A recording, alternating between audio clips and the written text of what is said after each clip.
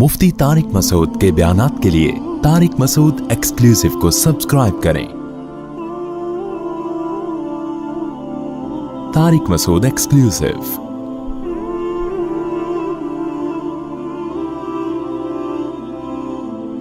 जो बीवी बच्चे आपके घर में, उनसे पहले तमीज से बात करो। दोस्त अहबाब, बोलो ना क्या हो गया। मैंने कई लोगों को देखा है, दोस्तों में बैठेंगे ना, गटर के ढक्कन पे बाहर बैठा हुआ है दोस्तों के साथ, अक्सर ऐसा ही होता है। बड़ा हा हा हा करके बातें करो, अरे यार बड़ा मजा आया, हु हा हा। जैसे ही घर में आएगा ऐसे लगेगा चंगेज खान की औलाद है। हकीकत सींग लगाने की देर है बस। घर में एकदम आते ही सीरियस बढ़ जाएगा ना एकदम। बेगम ने कोई बात की तो एकदम डांट लगा देगा उसको। न बाप से बात कर रहा है, न बच्चों से बात कर रहा है तमीज से, और आते ही ये चीजें तोड़ फोड़।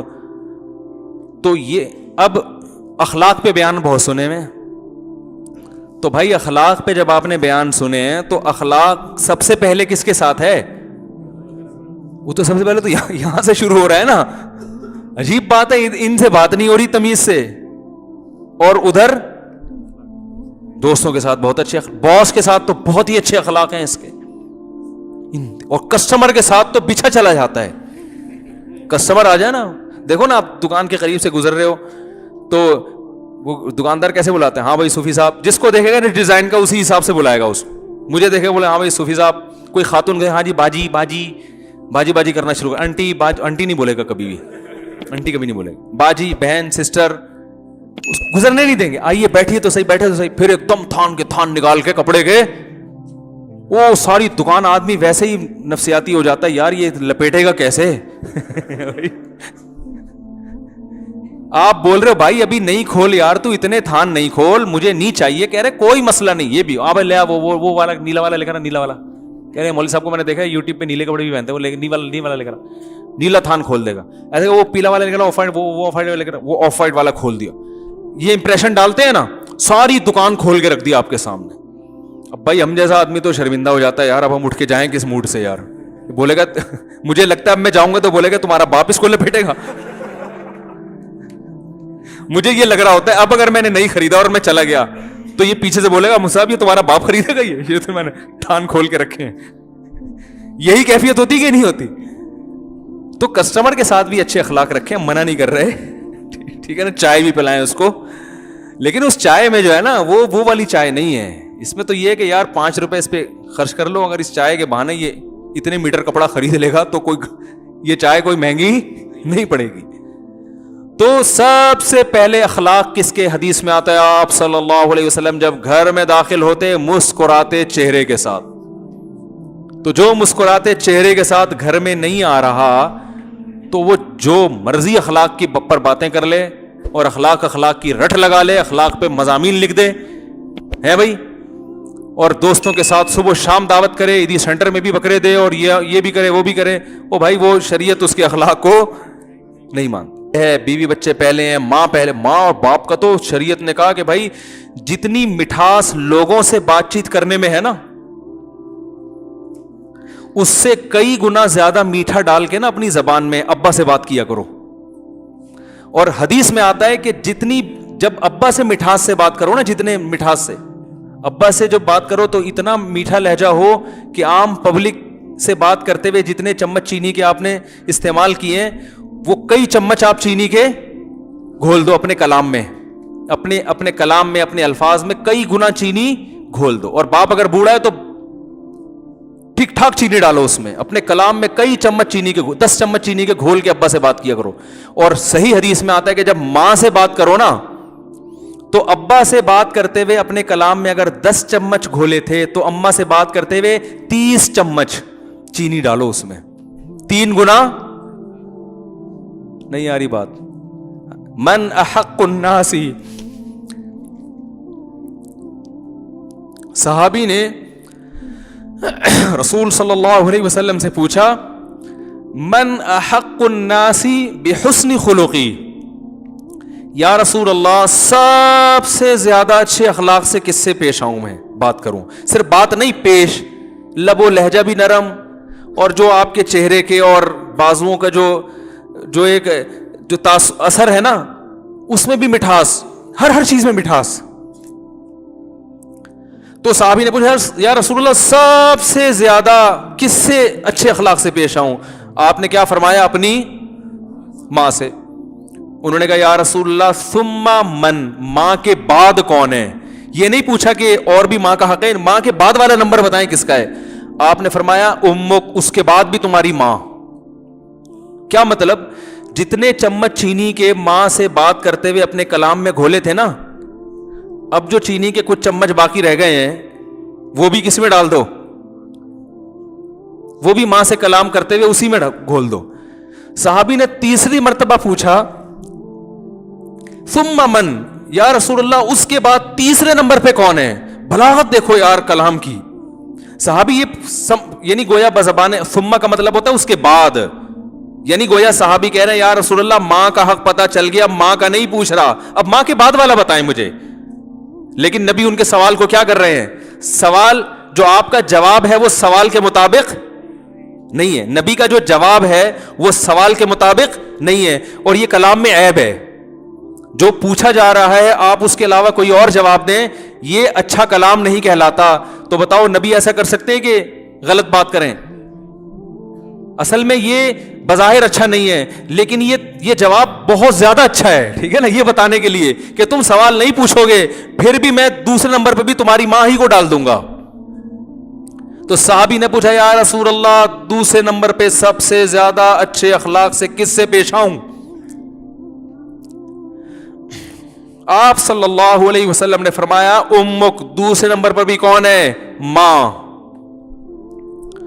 پھر صحابی نے پوچھا یا رسول اللہ ثم، چلو 2 دفعہ ہو گئی ماں، اب بتائیں ماں کے بعد کون ہے، یعنی ماں کے علاوہ اب تیسرے نمبر پہ کون ہے؟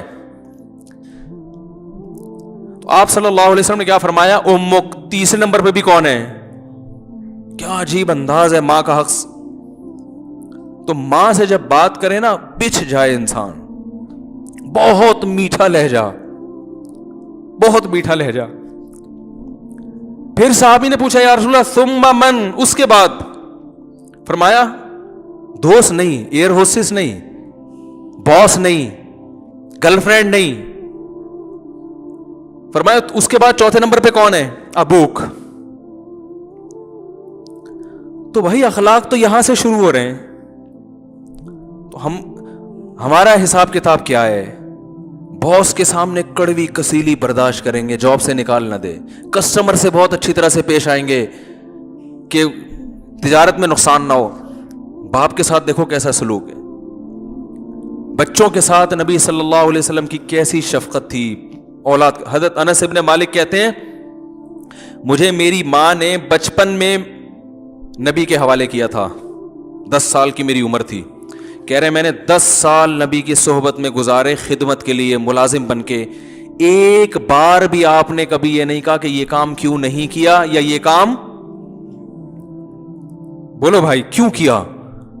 میں مانتا ہوں میرے یہ اخلاق نہیں ہے، لیکن سمت تو پتا ہونا کہ سیدھا راستہ ہے کیا.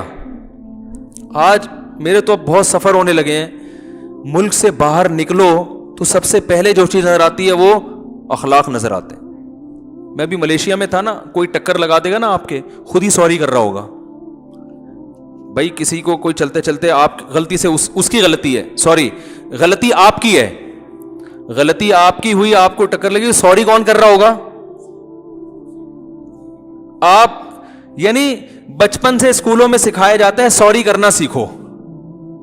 ہم کیا کر رہے ہیں؟ ہمارے یہاں کیا ہوتا ہے، گاڑی چلا رہے ہیں نا آپ، بھڑتے ہوئے چلے جائیں ہیں، ٹھوکتے ہوئے چلے اس کو، اس کے بعد اتر کے 5-6 اور گالیاں اس کے اوپر رکھ کے نکلنے آگے.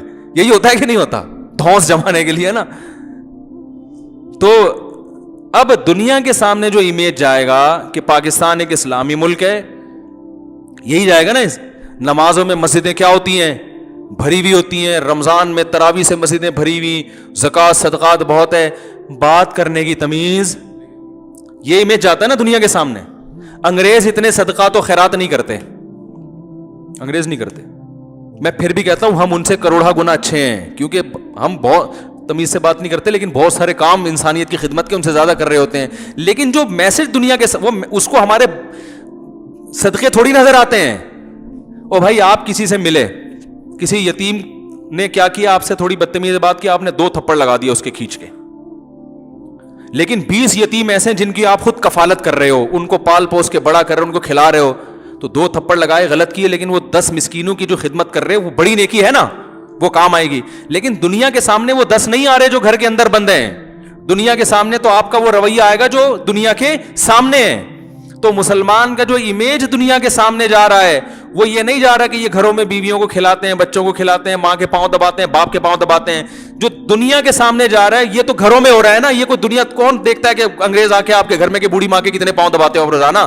جو امیج جا رہا ہے وہ جا رہا ہے کہ ان کو بات کرنے کی تمیز بولو بھائی نہیں ہے. تو جو آدھا اسلام جب لوگے اخلاق کے معاملے میں, تو دنیا کیا کہے گی آپ کو, پاگل ہے یہ پاگل ہوتے ہیں, ان کو تمیز نہیں ہے. تو پورا اسلام میرے بھائی اگر کوئی فالو کرے تو خدا کی قسم اسلام سے زیادہ اٹریکٹیو مذہب دنیا میں کوئی ہے نہیں. دل کا سکون بھی ملتا ہے انسان کو, چاہتیں تبدیل ہو جاتی ہیں, اچھی چیز انسان کی چاہت بن جاتی ہے, برائی سے نفرت ہو جاتی ہے. تو ایسے لوگوں اور انہی جو اس طرح سے نبی کو فالو کرتے ہیں نا, انہی کے بارے میں اللہ نے فرمایا ما انت بنعمت ربک بمجنون. فرمایا یہ دیوانے نہیں ہیں, ان کے ساتھ رہ کے دیکھو پتہ چلے گا دیوانے نہیں.